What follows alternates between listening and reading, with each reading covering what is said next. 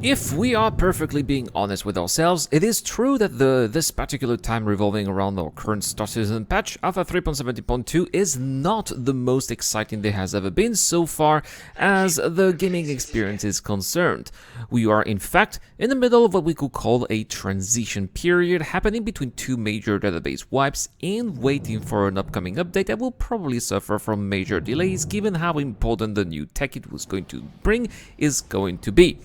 It is therefore likely that, as game development seems to be stalling from our side, some of us may start to feel like lions in a cage, looping around the content that's being thrown at us in the mobiGlas, which does indeed feel repetitive on the long run, and start feeling that there is nothing to do out there in Star Citizen before posting disgruntled comments in the comment section down below. Well, in today's video, if you are amongst those people, I will attempt to boost your motivation and perhaps change your mind by talking about the things that you can do by creating your own gameplay content or revisiting the content that already exists under a different angle.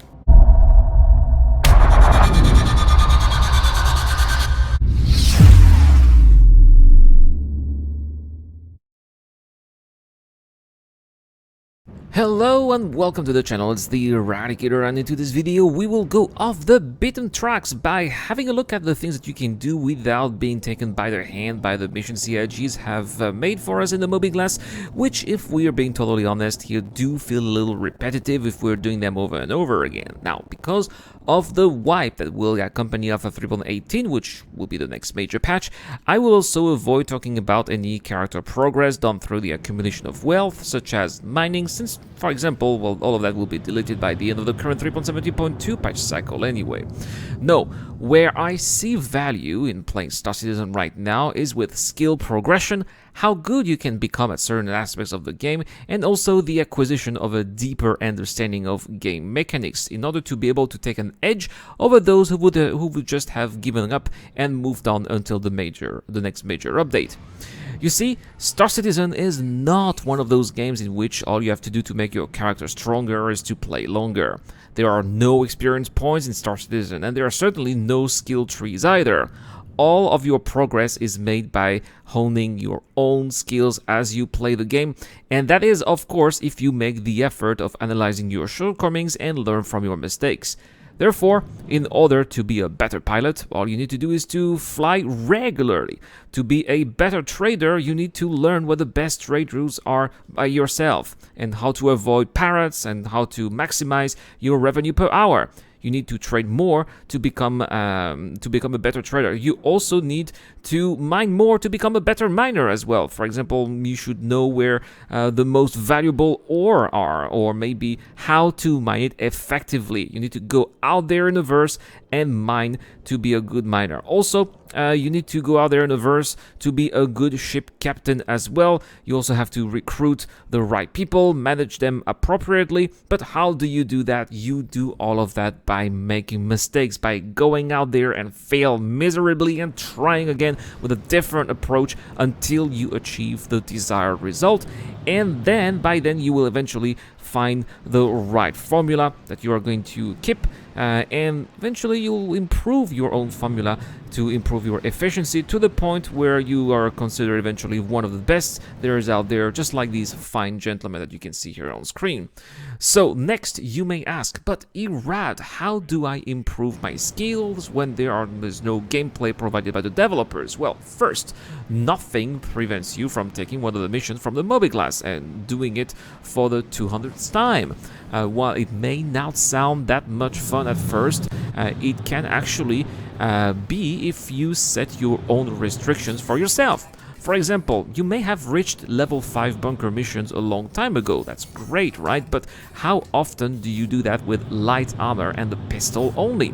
Just try it for once and you will see how much happier you will be if you succeed than if you had done that with your casual or usual heavy armor and gallant energy rifle.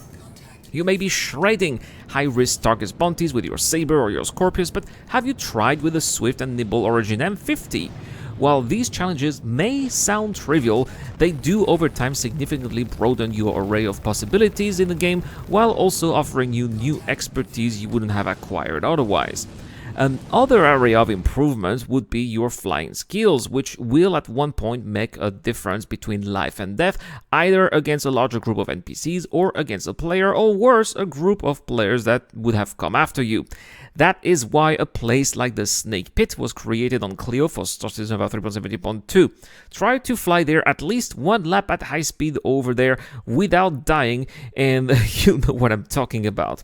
Also, I think that acquiring such skills can be very useful in situations in which you are outnumbered, and then you drag your attackers to a planetary surface where your superior flying abilities will allow you to make your to take down your attackers one by one, and then eventually, as they gradually the threat is gradually reduced, that is where eventually the odds will be in your favor. Last, and I think that this is especially true if you are normally a lawful player, but I think that the situation right now is ideal to try unlawful content in the game. There are, for example, a lot of players, including myself, who shy away at the idea of breaking the law in the game simply because they want to remain a lawful player, but the reality is that nothing that we do right now really counts for the rest of our progression, since there's going to be a full database anyway with the next patch. Now, therefore, it is a great opportunity to try mission givers such as Ruto, Ticha Pachico, or Wallace Klimt, and do their dirty work, and by doing so, perhaps you'll also end up liking it, maybe liking the thrill of always being on the fence, looking over your shoulder for possible bounty hunters going after you, and if they kill you, well, you just go to Clasher and so what, right? Maybe you'll kill them, maybe improve your PvP skills, right? Or maybe you will also find that elusive escape route that you have never bothered finding before.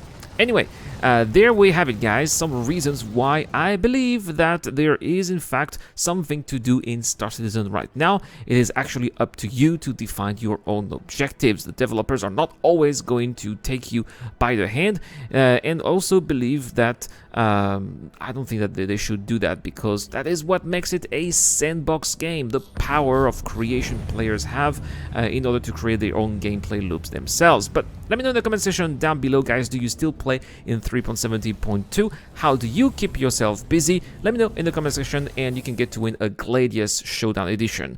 Also, if you join our Discord over there, well, you can get to win a Broad and Load pack simply by joining our video sharing contest, or you can also become a Join member or a Patreon member for automatic access. Guys, thank you so much for watching. Thank you so much to Dr. Fobin, Geek Citizen, Eric, All the DJ Dunn, and Captain Steak. It's been the Eradicator. I will see you guys later.